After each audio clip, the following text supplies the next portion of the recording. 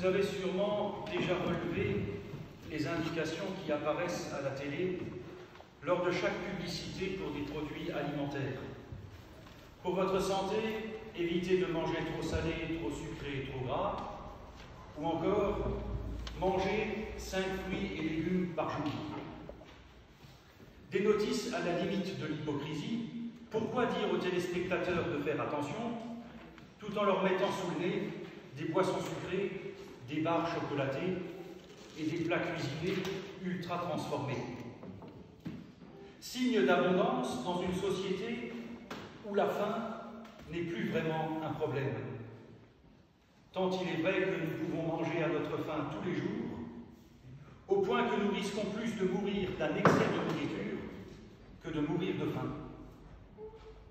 Il serait alors tentant de spiritualiser le texte de l'Évangile que nous venons d'entendre et d'en faire une lecture allégorique. Jésus devenant celui qui nourrit notre quête spirituelle, Jésus, pain de vie, qui nourrit le croyant de sa parole. Cette lecture est légitime et ne manque pas de justesse. Mais quelle valeur a-t-elle dans des sociétés où l'on souffre encore de la faim? Comment nos frères et nos sœurs d'Afrique, d'Asie ou d'Amérique latine lisent-ils ce texte? Même pas besoin d'aller si loin.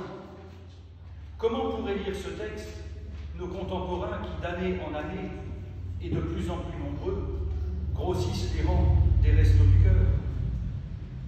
Comment lire ce texte alors que nous sentons l'augmentation des prix de la nourriture dans les magasins et que, d'après certains, la famine et la pénurie menacent? Signe d'une société où l'abondance n'empêche pas la misère et où les prix des aliments ne permettent pas à tous de se nourrir. La lecture spirituelle de ce texte est légitime, mais quelle valeur a-t-elle si elle est déconnectée de la réalité? Ce texte nous apprend quelque chose de fondamental sur la façon dont la Bible comprend l'être humain.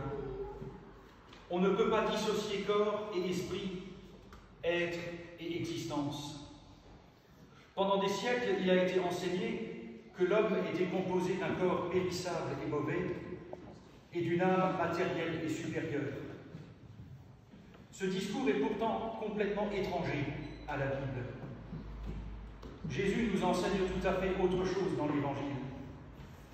Alors qu'il parle à la foule, alors qu'il parle, pourrait-on dire, des choses de l'esprit, c'est lui qui pose la question de savoir ce que ses auditeurs vont manger.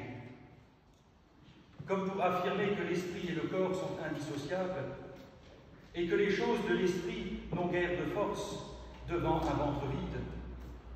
Vous connaissez ce proverbe, « Ventre affamé n'a pas d'oreille ».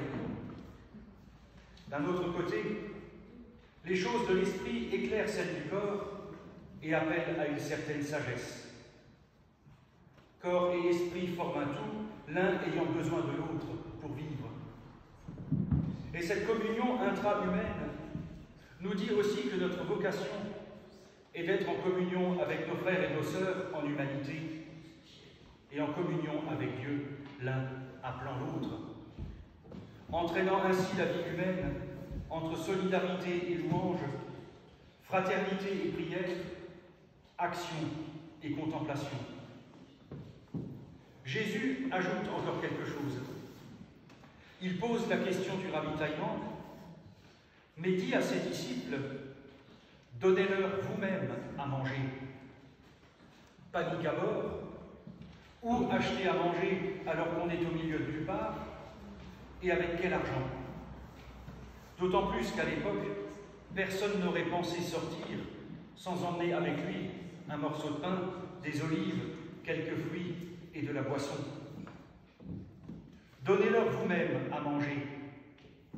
C'est l'ordre de Jésus à ses disciples et à travers eux à l'Église de toutes les époques et de tous les lieux. Donnez-leur vous-même à manger et à tous les niveaux, corporels et spirituels. Donnez-leur cette nourriture de la parole qui permet à chacun d'être reçu dans sa dignité d'enfant de Dieu, de se sentir aimé, accepté et écouté. Mais les grands mots et les belles phrases ne servent à rien si derrière votre vie, vous n'êtes pas conforme à ce que vous enseignez. Donnez-leur vous-même à manger. Cet ordre de Jésus signifie cette mise en rapport, cette cohérence du corps, de l'esprit, de l'action et des convictions, du ciel et de la terre, pour que quiconque se réclame du nom de Jésus témoigne de sa foi en parole et en acte. On se demande parfois ce que Dieu fait face à la réalité du monde. Comment articuler l'idée d'un Dieu bon et tout-puissant avec la réalité du monde faite de guerre, de souffrance et de maladie? Une question qui est d'ailleurs le principal obstacle qui fait que tant de nos contemporains ont du mal à croire. Mais cette question, permettez-moi de le dire, a quelque chose de pervers. Elle dit que s'il n'y a pas de Dieu, ce qui arrive est moralement acceptable. Puisqu'il n'y a pas de Dieu, eh bien tant pis, personne n'y peut rien, c'est comme ça. Or, c'est justement parce que nous confessons Dieu comme le Tout-Puissant que cette situation est inacceptable et scandaleuse.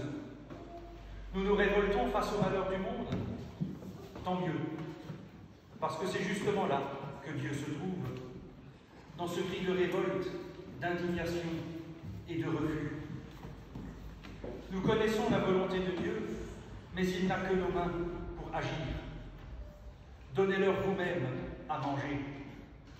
Cette parole de Jésus nous place chacune et chacun, individuellement et collectivement, devant nos responsabilités.